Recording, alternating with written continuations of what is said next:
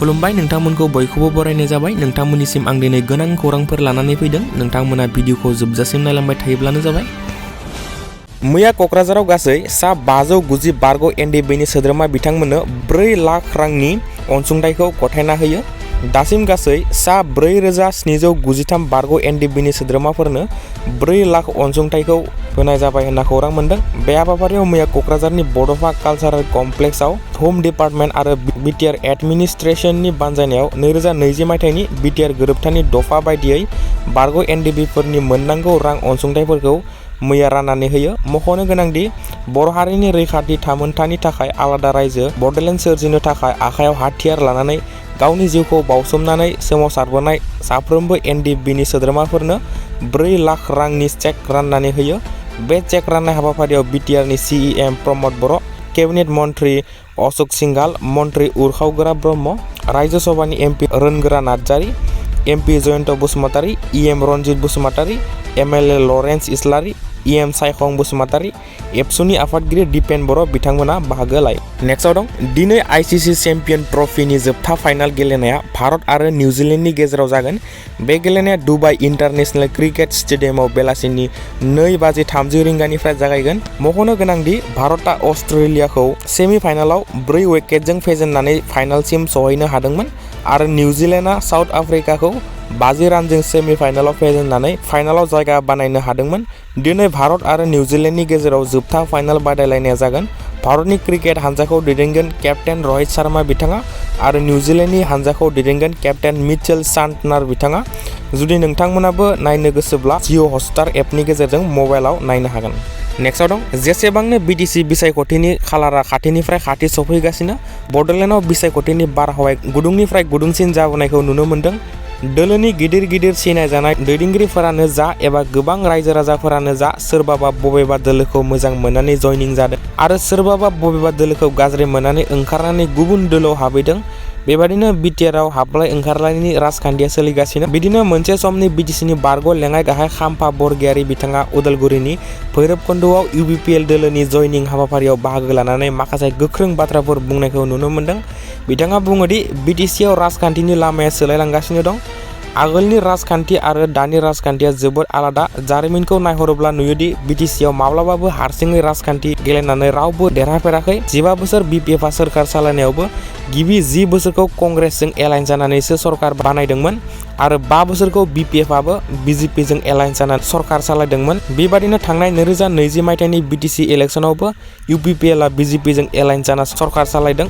बेवहाय BJP, BPF आरो इउपिपिएलआबो हारसिङै देरहानो हाया होनना लेङाइ गाहाय खाम्फा बरगयारि बिथाङा बुङो। लोगोसे बिथाङा बिपिएफनि दैदेनगिरि बिक्रम दैमारिखौबो सोर होनना सोंथि खालामो।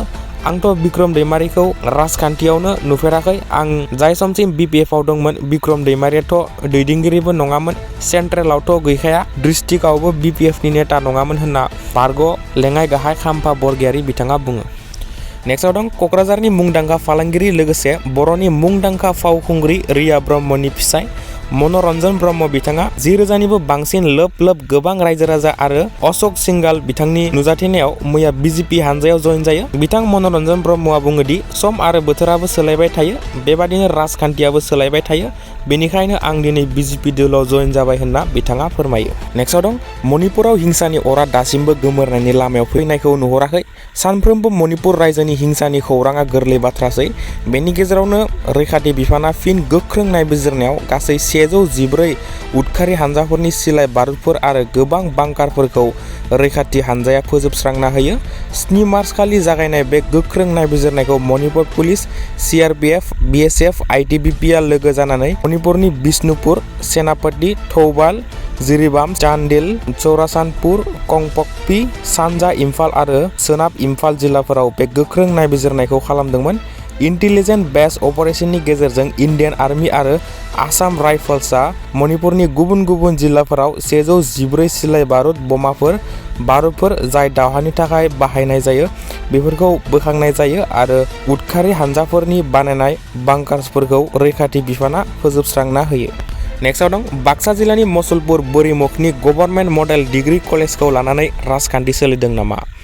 BPF नि दैदेनगिरि बिक्रम दैमारी बिथाङा बोरिमुखआव थानाय गभर्नमेन्ट मडेल डिग्री कलेजाव दासिमबो मानो बर' बिफान गैया होननानै BTR सरकारखौ सोंखारिदोंमोन आरो सोंथि खालामदोंमोन। बेनिनो फिननाय महरै मावफुं सोद्रोमा राकेश ब्रह्म बिथाङा माखासे बाथ्राफोर बुङो। राकेश ब्रह्म बिथाङा फोरमायोदि बाक्सा जिल्लानि मसलपुर बोरिमुखआव थानाय सरकारि कलेजखौ थांनाय 2020 मायथाइयाव हाग्रामा महिलारी बिथांनि सोरखार थानाय समावनो गायसननाय जादोंमोन। बे कलेजखौ गायसननो प्रप'जेल हरनाय समाव बर' आयदाखौ सोफादेरनांगौ होननानै प्रप'जेल हरनो रोङैयाव बर' बिफाना थालांदों होनना राकेश ब्रह्म बिथाङा फिननाय होयो। नाथाय दायो गोदानै मुं थिसननाय फरायसाफोरा बर' आयदाजों फरायनो मोनसिगोन होनना राकेश ब्रह्म बिथाङा फोरमायना होयो।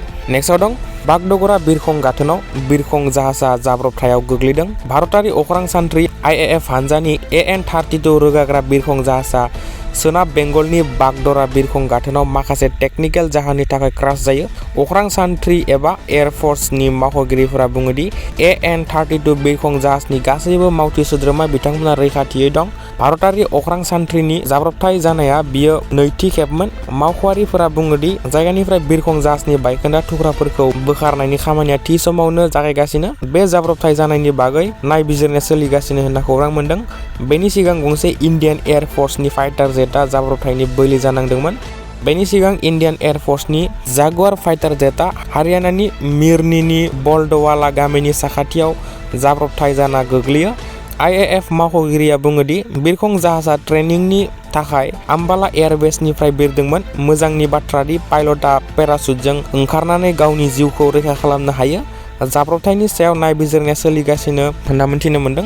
मिथिनो मोननाय बादिब्ला बे जाथाया बिरखंआव माखासे टेकनिकेल इसु जानायनि थाखाय बे जाथाया जानो मोन्दों होनना खौरां मोन्दों। नेक्स्टआव दं साननैसो सिगां इउनाइटेड फराम अफ एक्स NDFB गोदानै दानो नागिरनाय राजखान्थि हानजानि बागै UPPL नि जयनिं हाबाफारियाव बाहागो लानानै बिथां गबिन्द बसुमतारिया माखासे बाथ्राफोर बुंनायखौ नुनो मोन्दों।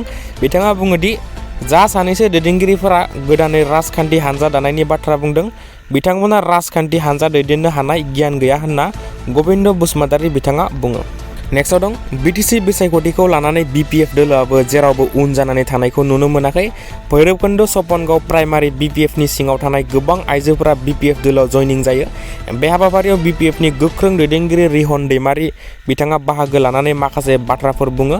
बिथाङा बुङोदि 2003 मायथाइनि BTC सुक्तिनि गासैबो दफाफोरखौ हाग्रामा महिलारी बिथाङा मावफुंजोबनो हादोंमोन। नाथाय थांनाय BTR सुक्तिनि दफाफोरा दिनैसिमबो 4.5 बोसोर थांबाय दिनैसिमबो मावफुंजायाखै होनना BPF नि गोख्रों दैदेनगिरि रिहन दैमारी बिथाङा बुङो। बेनि अनगायैबो पर्बत जरा बियाबनि महामाया BCDC नि राजापारा पार्ट 2 नि UPPL आरो BJP नि सा 50 सोद्रोमाफोरा MCLA मुनमुन ब्रह्मजों BPF हानजायाव आखाइ हमफैयो। आरोबाव बेनि अनगायैबो दतमा बियाबनि MCLA प्रकाश बसुमतारिखौ मोजां मोननानै सेरफांगुरि प्राइमारि रायबस्ति गामिनि BJP दोलोनि सा 150 सोद्रोमाफोरा BPF हानजायाव हाबफैनायखौ खौरां मोननाय जादों।